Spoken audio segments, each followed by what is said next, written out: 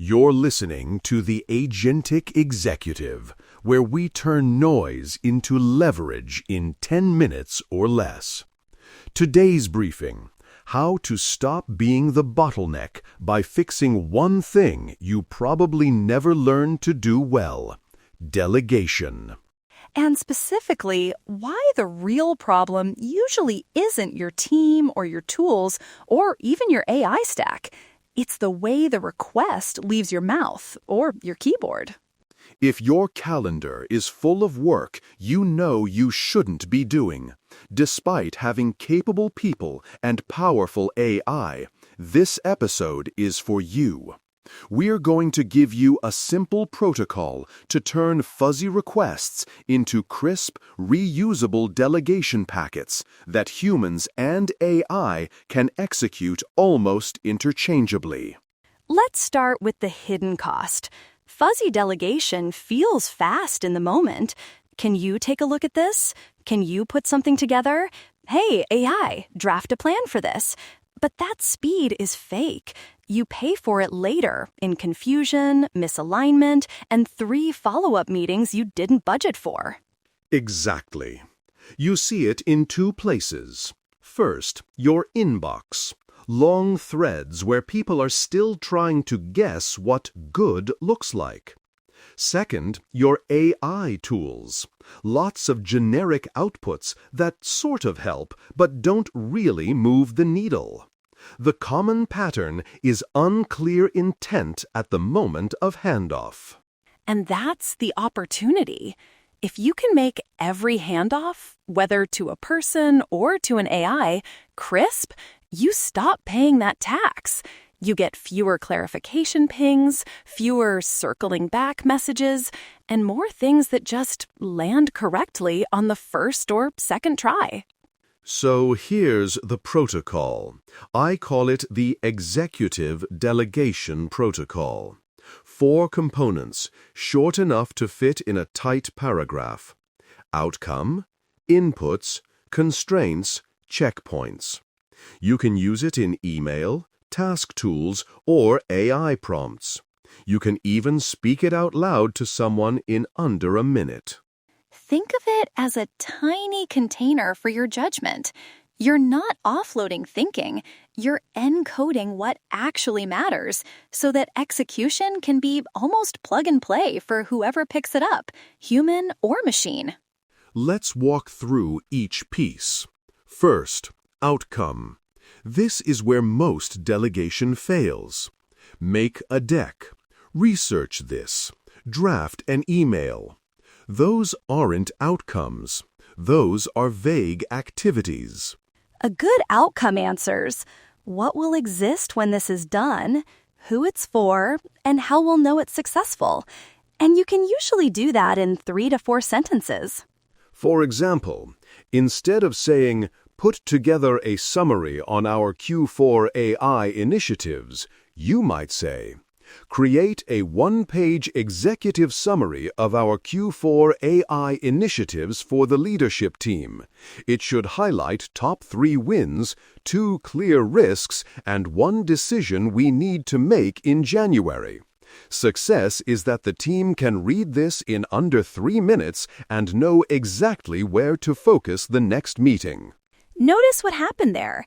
You defined the artifact, the audience, the structure, and the success criteria, how fast they can consume it, and what they should be able to do afterwards.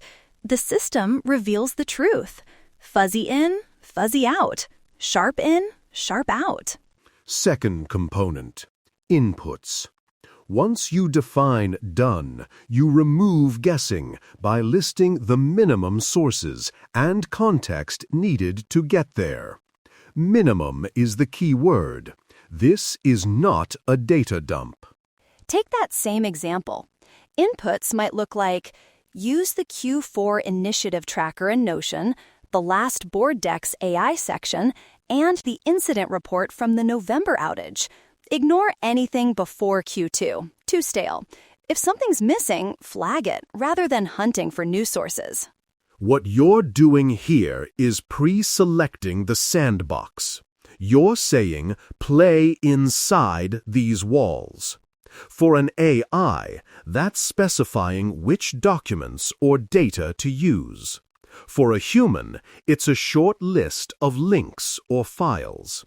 You dramatically reduce the surface area for confusion. And you quietly reduce risk. If you don't specify inputs, people default to what's easiest to grab, not what's most accurate or relevant. Precision drives agency, and inputs are where that precision starts to show up. Third, constraints. This is where you encode time, quality bars, scope limits, and non-negotiables. Think of constraints as guardrails against rework and surprises. Concrete example. You have 2 hours for this. It doesn't need to be pretty, just logically structured and factually solid. Prioritize accuracy over polish. Do not include any financial projections. That will be handled separately. Those lines do a lot of work. You're setting a time box, trading off polish for speed, and drawing a hard boundary on scope. This prevents the classic failure mode, where a senior person says, "This took you all day?" and the junior person says, "I thought it had to be perfect." For AI, constraints might sound like, keep it under 600 words, no bullet points, and don't hallucinate metrics. Only use exact numbers from the provided documents. If data is missing, say so explicitly. Same idea, just tuned for a different executor. Finally, checkpoints. This is how you stop work from drifting too far off course. Checkpoints define when and how progress gets reviewed so that small deviations don't become big problems. For that Q4 AI summary, a simple checkpoint might be, send me a rough outline with your proposed sections and bullet points before you write the full draft so we can align on structure. Aim to get that outline to me by 3 p.m. today. That one sentence can save you hours. Instead of reviewing a fully baked, misaligned deliverable, you're nudging the trajectory early. With AI, the equivalent is asking for a structured outline or options first, then iterating before you request the final form. So the full protocol in action sounds like this, altogether. Outcome, what done looks like and who it's for. Inputs, the minimum sources to use. Constraints, time, scope, and quality guardrails. Checkpoints, when we sync to correct course. 4 elements, 1 compact packet. Now, how do you bring AI into this without turning your brain off? 2 moves. First, use AI to turn your messy notes into a clean delegation packet. Second, use one packet as a master spec and adapt it for both a human and an AI assist. Here's what that can look like in practice. You brain dump in a few sentences. We need something for leadership on Q4 AI work. I'm worried about incident risk and wasted spends. There's a tracker somewhere, last board update, and that outage doc. I only have time for a quick pass. You feed that to your AI assistant and say, turn this into an executive delegation protocol with outcome, inputs, constraints, and checkpoints that I can send to my strategy lead. In seconds, you get a draft packet. And here's the important part. You still review it. Especially for high-impact or sensitive work, you scan it for nuance, stakes, and anything that feels off. AI can structure your intent, but you're responsible for the judgment. That's the line you don't delegate. Once that packet is solid, you can fork it. One version goes to your human teammate. Same outcome, inputs, constraints, checkpoints. A second version, maybe slightly tweaked, goes to an AI. Same structure, but you might add more explicit formatting instructions or examples. You've just built a reusable unit of clarity that scales. One mental effort, multiple executors. Patterns create power, and this is exactly that, a pattern you can apply across emails, projects, and prompts. Let's clean up a few failure modes you'll want to avoid. The first is over-detailing.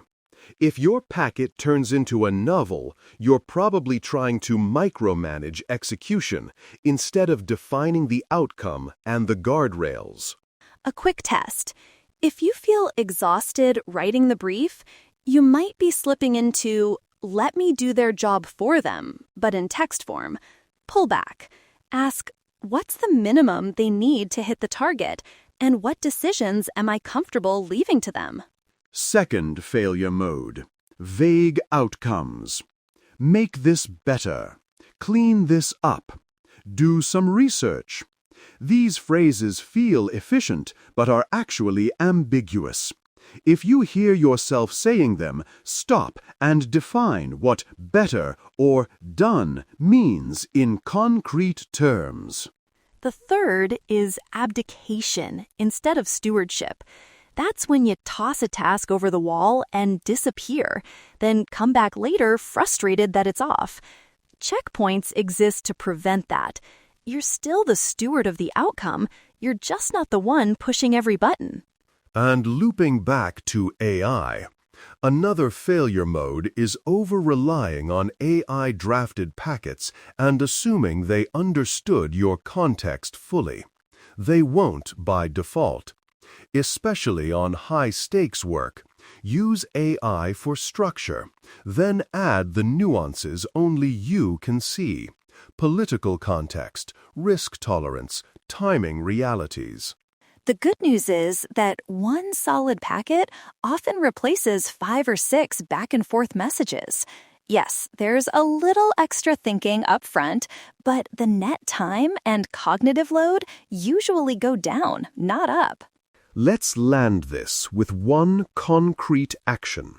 Look at your plate today and pick a single task you're currently hoarding, something a capable person or an AI tool could realistically handle. Write a 4-part delegation packet for it. Outcome, inputs, constraints, checkpoints. Keep it lean. Aim for a short paragraph or a few tight bullets. Then route it. Send it to a person, send it to an AI, or both. Notice what happens.